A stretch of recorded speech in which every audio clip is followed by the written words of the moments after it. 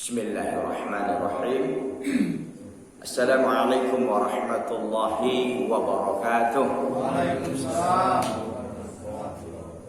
Alhamdulillahi ala ihsani wa syukru lahu ala taufiqihi wa amtinani. Asyhadu an la ilaha illallah wahdahu la syarika lahu ta'ziman li sya'ni wa asyhadu anna Muhammadan 'abduhu wa rasuluhu ad-da'i ila ridwani. Fassalawatullahi wa salamu alaihi wa ala alihi wa ashabihi ikhwani. Ikhwati fillah, azani Allah ta'ala wa iyyakum jami'an. Hadirin sidang jamaah salat subuh yang berbahagia. Alhamdulillah, pada kesempatan yang baik ini, hari ini kita berada di tanggal 28 Muharram 1443 Hijriah ya. Dan hari ini tanggal 5 ya, 5 September 2021. Mudah-mudahan pertemuan kita ini diberkahi oleh Allah Subhanahu wa taala. Pertemuan yang diberikan kita di dalamnya tambahan ilmu, dan sebagaimana kita dikumpulkan oleh Allah Subhanahu wa taala, jazakallahu di rumahnya ini, kita berdoa kepadanya agar kita juga dikumpulkan oleh Allah kelak di akhirat, di surganya bersama-sama. Amin ya rabbal alamin. Ikhwan dan jamaah sekalian, pada pertemuan yang lalu, sebulan yang lalu ya, itu sudah kita bahas terkait dengan walil imani bil qadari samaratun jalilatun minha. Dan beriman kepada al-qadar itu memiliki faedah-faedah yang sangat agung. Ya, samarat itu jamak daripada samar, buah. Ya. Al-ula yang pertama kita sampaikan pada pertemuan yang kemarin bahwa al-i'timadu 'ala Allah Ta'ala inda fi'lil asbab bihaitsu la ya'tamidu 'ala sababi nafsihi li'anna kulla syai'in biqadarillah Ta'ala. Seorang hamba ya, dia punya i'timad Allah. Dia menyandarkan segala sesuatu itu kepada Allah. Kapan? Ketika dia mengambil sebab. Ya, karena segala sesuatu itu ya adalah berdasarkan takdir Allah. Tidak dia bersandar kepada sebab itu saja, tidak. Tapi dia bersandar hakikatnya adalah kepada Allah Subhanahu wa taala. Contoh, dia berusaha ya mencari rezeki. Mencari rezeki itu sebab. Yang memberikan rezeki itu adalah Allah. Maka kita jangan beriktimad, jangan kita menyandarkan diri kita kepada sebab aja. Kita contoh usaha kambing. Ya, usaha kambing ini kan salah satu sebab kita mencari rezeki, ya kan? Tapi jangan kita menyandarkan diri kita itu ya kepada kambing itu gitu. Bahwa inilah ini sumber satu-satunya rezeki, ini dari sini rezeki kita. Ini sebagai sebab tok, nggak lebih. Yang memberikan rezeki itu hakikatnya adalah siapa? Allah Subhanahu wa taala.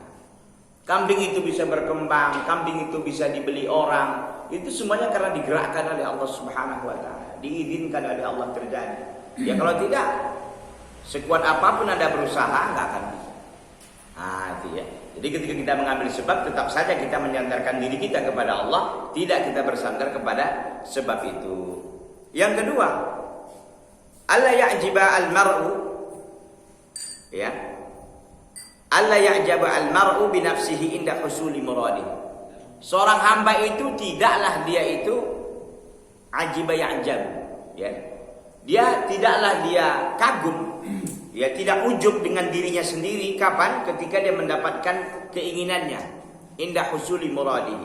Kenapa? Li'anna husulahu ni'matu minallah. Karena dia mendapatkan yang diinginkan juga itu adalah nikmat dari Allah. Bukan karena kehebatannya. Itu banyak toke-toke besar itu nggak ada sekolahnya itu. Itu banyak guru-guru besar, profesor, doktor itu akhirnya biasa-biasa saja kehidupannya. Dia nggak punya sekolahnya dia. Jadi artinya apa? Artinya bahwa semuanya itu berdasarkan takdir Allah Subhanahu wa taala. Bukan karena kehebatan dia sekolah, bukan karena banyaknya link hubungannya sana sini, enggak. Itu pembantu itu bisa dia hidup dengan segala kenikmatannya, kenapa? Padahal pembantu. Hidup di rumah orang yang majikannya, semua dimilikinya. Naik mobil mewah juga dia, makan yang enak juga dia, yang kadang-kadang diajak majikannya jalan-jalan ke tempat yang indah. Padahal awak yang apa ini nggak pernah lihat tempat yang gitu. Dia nginap di hotel yang berbintang, apalagi coba. Dia jalan-jalan naik mobil mewah, awak naik Alphard pun belum pernah. Ya naik pesawat apalagi. Kalau dia naik pesawat udah, naik kapal pesiar udah, naik kereta api bawah tanah udah, gitu.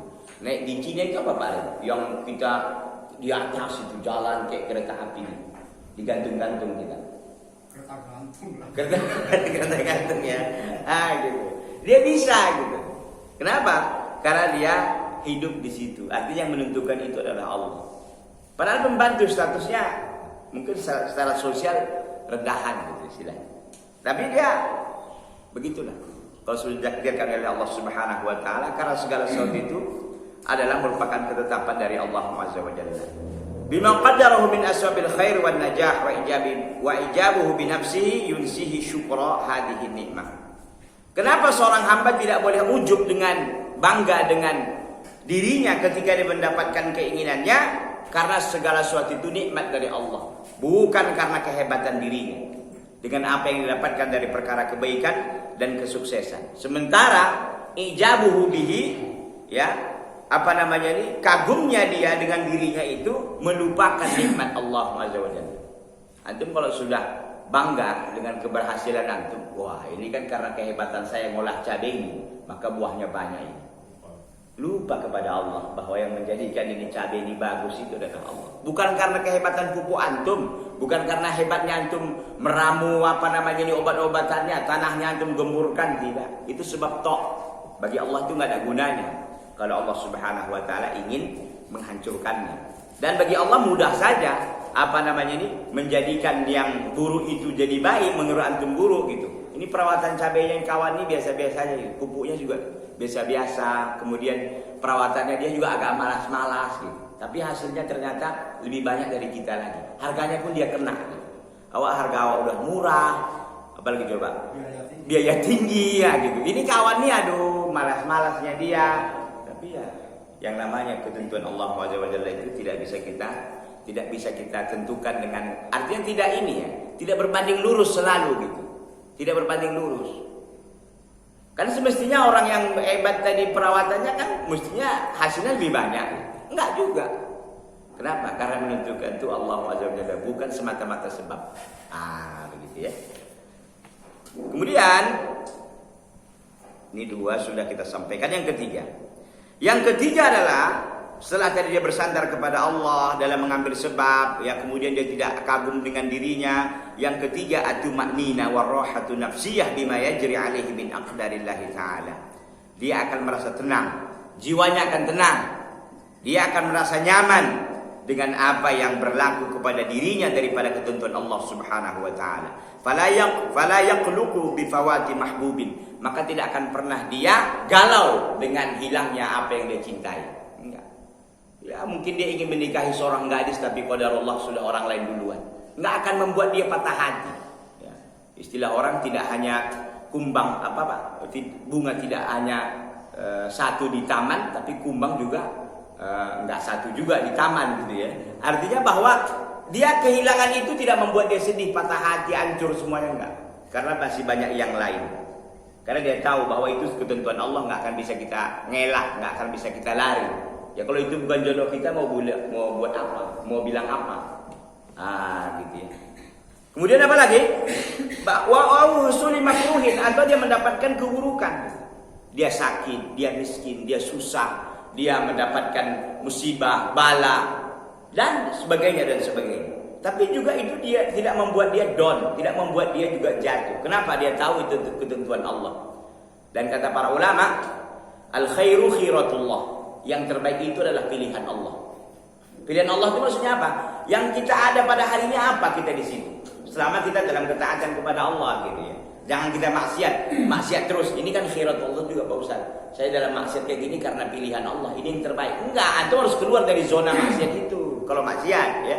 Tapi antum lagi ketaatan, lagi seru-serunya ketaatan, lagi khusyuk-khusyuknya gitu kan. Tapi ada saja alar yang melintang, ada saja yang menghalangi antum. Maka yakin dan percayalah bahwa itu sesungguhnya tidak akan membahayakan kita, tidak akan membuat kita hancur, karena sesungguhnya itu adalah ketentuan Allah Subhanahu wa taala. Yakin dan percayalah kita. Dan ingat kata para ulama, kalau kita lagi menghadapi satu masalah, kita kadang-kadang terkungkung di masalah itu. Contoh, orang yang sakit kalau kita tanya, antum mau apa, akhi? Apa yang antum inginkan? Dia nggak akan banyak lagi cerita sebenarnya. Dia hanya menginginkan, dia ingin sembuh. Itu aja. Orang miskin nggak akan banyak pilihannya. Antum ingin apa? Ingin utang saya yang terbayar, Pak Ustaz. Anak saya bisa sekolah, itu aja udah. Gitu. Tapi manusia ini kan, dia kalau sudah selesai nanti di situ, ada lagi kan gitu. Ada lagi nanti itu, Pak. Kalau udah sembuh dia, apalagi ada lagi keinginan. Padahal tadi katanya mau sembuh aja gitu. Kenapa? Karena kita ini qalilun min ibadiyas syakur, kata Allah. Sedikit dari hambaku ini yang pandai bersyukur. Kenapa? Karena manusia ini begitu, Pak, ingin bertingkat-tingkat gitu. Kalau sudah dapat satu, ingin yang lain, ingin yang lain, ingin yang lain gitu. Padahal kalau dia berada di satu zona, dia ingin keluar aja udah syukur gitu. Nanti udah keluar tak macam-macam dia. Makanya Pak, kita disakit banyak hikmahnya. Dengan sakit kita nggak akan banyak maksiat. Kenapa? Karena kita nggak keluar kan. Mata kita ini nggak jelalatan, nggak lihat yang maksiat. Bibir kita ini pun istirahat, nggak ngomong lagi yang yang lain-lain. Nah, itu dibangunkan, itu yang bapak yang tidur itu.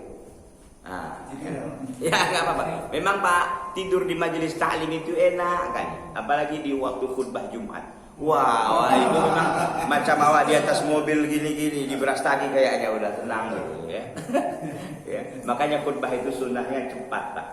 Kata Nabi sallallahu alaihi wasallam, "Inna min ma'innatir rajul aw fiqhir rajul an kisori khutbatihi wa tuli salatihi." Sesungguhnya kepakihan seorang itu adalah pendeknya khutbahnya dan panjang salatnya. Kalau sekarang kan terbalik. Khutbah panjang, solat pendek. Enggak begitu. Yang sunnah itu khutbahnya pendek, solatnya panjang. Itu. Khutbah setengah jam, solat 5 menit. Gimana, Pak? 4 rakaat. Dia, kalau Nabi itu, Pak, khutbahnya dia paling satu hadis yang dibahas. Tapi orang kadang-kadang enggak paten, Pak. Kita minimal 15 menit udah hebat itu. Khutbah 1 dan 2. Ini kadang setengah jam, batu-batu jamaah juga nggak dengar gitu kan. Udah batu, ada yang keluar, ada yang ini. Mestinya ini kita sebagai khotib respon gitu, responsif. Berarti ini jamaah ini udah nggak menginginkan aku lagi ini, maka aku harus turun dengan segera kan gitu. Artinya sunnahnya itu udah hilang hari ini. Kebanyakan kita itu begitu. Ini sholatnya yang bagus itu nggak apa-apa walaupun singkat sholatnya, singkat khutbahnya, singkat sholatnya kan dapat satu sunnah. Apa sunnahnya? Dapat singkat khutbahnya. Kalau tadi kan terbalik, dua-duanya nggak dapat gitu. Khutbahnya juga panjang, menyelisihi sunnah, sholatnya juga pendek gitu. Jadi ini nggak ada yang salah satunya kan. Kalau tadi panjang-panjang ya syukur, tapi kan jarang panjang. Yang biasanya panjang cuma khutbah tok gitu. Sholatnya enggak, ya. Baik, kenapa kita ke situ tadi? Karena tidur tadi ya. Itu tadi ke situ. Ya, baik, enggak apa-apa. Memang kalau di majelis ilmu itu gitu, Pak. Setan itu katanya, kalau antum mau tidur enak, duduklah di majelis ilmu. Antum di hotel bayar 30 juta, bolak-balik enggak dapat tidur juga. Tidur itu nikmat Allah. Tidur itu nikmat Allah. Maka di Jawa Timur kemarin katanya, ada 7 tahun dia enggak tidur, 2014 sampai 2021. Ya, 1 jam aja dia tidur. Ternyata begitu besarnya nikmat Allah yang satu di tidur. Kalau itu dicabut dari kita, hancur hidup kita, Pak. Hancur. Mau bilang apa antum? Tidur nggak bisa. Oh, enak Pak Ustaz, kita bisa bawa mobil malam, bisa kerja malam. Antum bilang enak apa? Nggak akan enak itu, sekali 2 kali enak gitu. Kalau itu tahunan, hancur antum. Subhanallah. Orang kadang-kadang benci dengan tidur, ternyata tidur itu membawa nikmat gitu. Subhanallah. Ya Pak ya, nikmat Allah ini begitu sangat banyak. Baik. Kenapa dia harus tenang? Meskipun dia tidak mendapatkan yang dia inginkan atau justru dia mendapatkan musibah. Jawaban kita yang pertama tadi adalah al-khairu khiratullah. Sebaik-baik itu adalah, yang paling baik itu adalah pilihan Allah Subhanahu wa taala. Lianna dzalika biqadarillahi alladzi lahu mulkus samawati wal ardh. Karena itu milik Allah Azza wa Jalla yang pemilik langit, kerajaan langit dan bumi. Wa huwa kainun la mahalata, dan itu akan terjadi, tidak ada mustahil, semuanya akan terjadi dengan ketetapan Allah Subhanahu wa taala. Allah Azza wa Jalla berfirman, ya, ma asaba min musibatin fil ardi wala fi anfusikum illa fi kitabin min qabli an nabra'aha inna dzalika 'ala Allah yasir.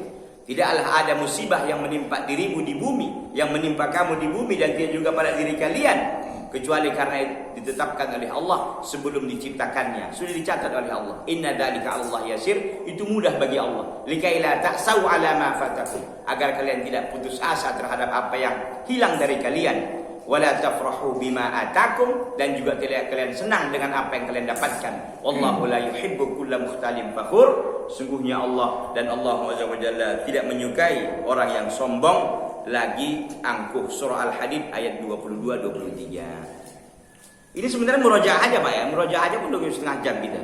Ya.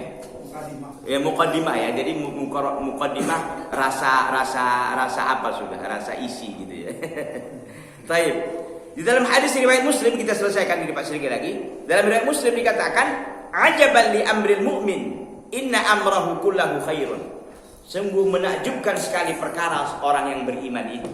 Menakjubkan kata Nabi, Pak. Kenapa menakjubkan ya Rasulullah? Walaysa dzalika li ahadin lil mu'min, dan itu tidak dimiliki kecuali seorang mukmin, Pak. Antum bersyukur dipilih oleh Allah menjadi orang beriman. Di antara miliaran makhluk Allah, Allah pilih antum sebagai orang yang beriman. Inna sabathu sarra syakara, kalau Allah berikan dia nikmat, dia bersyukur. Fakana khairan lahu, itu kebaikan baginya. Wa in asabathu dharra sabara, kalau diberikan musibah dia bersabar. Fakana khairan lahu. Antum dalam kehidupan ini kan antara ini aja kan. Kalau nggak senang susah, kalau nggak senang susah. Antum hari ini mungkin susah, untuk mungkin hari ini senang.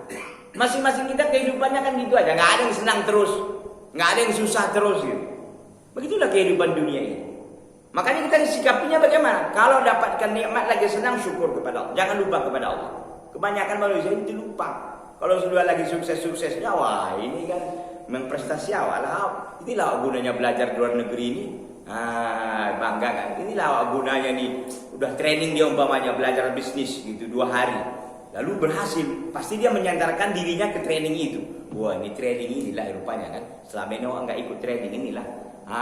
Gitu. Dan dia lupa bahwa itu adalah karena Allah Subhanahu wa taala. Pak disambi Pak minumnya Pak. Bismillah.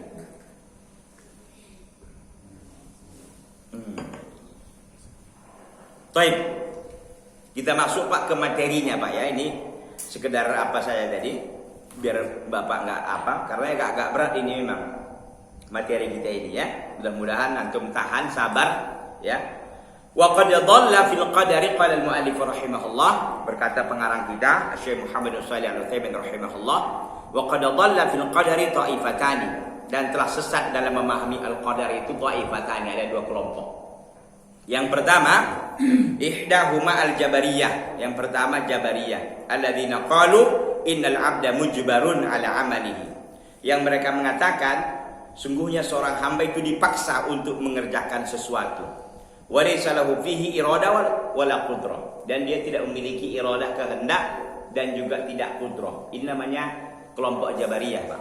Yang mengatakan seorang hamba itu dia itu pada akhirnya terpaksa, mujbar.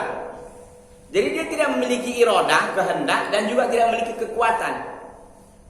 Padahal kita katakan di awal-awal Pak, kita belajar ini, yang namanya kita beriman kepada al-qadar itu kan ada 4 tingkatan kan Pak. 4 tingkatan sudah kita sebutkan. Yang pertama al-ilmu kan Pak, ilmu. Bahwa kita yakini dan kita imani segala sesuatu itu telah diketahui oleh Allah Azza wa Jalla. Yang lalu, yang sekarang, yang akan datang, bagaimana keadaannya, yang belum diciptakan, dan seterusnya dan seterusnya. Yang kedua kita apa? Setelah ilmu, yang kedua kita yakini al-kitabah. Apa kitabah itu? Mencatat. Dicatat bahwa segala sesuatu itu dicatat oleh Allah Subhanahu wa taala. Kapan dicatat semua takdir ini? 50.000 tahun sebelum diciptakan langit dan bumi. Masya Allah. Ya, 50.000 tahun, Pak. Jadi kita duduk hari ini dicatat oleh Allah kapan? 50.000 tahun sebelum diciptakan langit dan bumi. Pertanyaannya, kapan diciptakan langit dan bumi? Wallahu a'lam.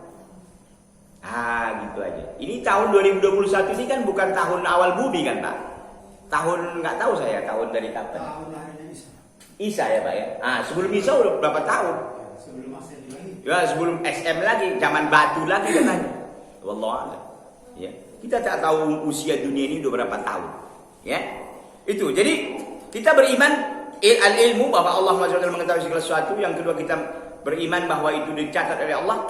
Yang ketiga al-masyiah namanya, dikehendaki oleh Allah. Itu martabah yang ketiga. Yang keempat al-ijadu al-khalqu. Allah ciptakan, Allah jadikan. Kalau nggak akan terjadi. 4 hal ini Pak maratib beriman bil qadar. Kita tingkatan kita beriman kepada al-qadar. Sudah kita selesaikan. Saya kira berbulan-bulan kita di situ. Sudah kita selesaikan. Baik. Jadi Jabariyah ini mengaku bahwa seorang hamba itu mujbar. Seorang hamba itu mujbar katanya. Dia dipaksa untuk mengerjakan sesuatu. Dan dia tidak punya pilihan. Nggak punya iradah, kehendak, dan juga tidak punya kudrah. Sebenarnya ini salah akal kita pun sudah bisa kita bantah. Ini nggak benar. Antum kemarin ini ada ditarik dari kaki antum, dipaksa. Kaki antum ditarik, didorong-dorong. Nggak ada, antum sendiri yang mau kemari. Dan nggak ada yang dipaksa kan. Kecuali mungkin ada yang istri antum yang tadi maksa, bang ngajilah bang, ada. Nggak ada juga kan. Gitu. Nggak ada yang maksa antum, memang antum mau kemari sendiri gitu. Itu dari akal kita ya dulu. Jadi kelompok Jabariyah sudah nggak benar. Ya. Asalnya yang kedua, al-qadariyatul ladzina qalu innal 'abda mustaqillun bi 'amalihi. Yang kedua kelompok Qadariyah yang mereka mengatakan bahwa seorang hamba itu mustaqillun bi 'amalihi, dia sendiri yang melakukan perbuatannya. Bil iradah dalam berkehendak wal qudrah dan qudrah. Ini apa ya? Kelompok yang memang langsung lawan daripada Jabariyah. Kalau Jabariyah mengatakan hamba itu mujbar, dipaksa, nggak punya iradah, nggak punya kehendak dan nggak punya qudrah. Sementara Qadariyah mengatakan seorang hamba itu mustaqillun, dia sendiri dengan pekerjaannya. Dia yang berkehendak sendiri dan dia yang melakukan sendiri, qudrah, punya kekuatan sendiri. Walaysa li masyiatillahi ta'ala wa qudratihi fihi athar. Dan tidak ada bagi kehendak Allah dan kekuasaannya Allah berpengaruh pada dirinya, enggak. Jadi mengatakan ya kita sendiri. Nggak ada di campur tangan Allah SWT kita dalam berkehendak, dalam berbuat, tidak. Padahal sudah kita sampaikan di awal tadi, semuanya itu atas takdir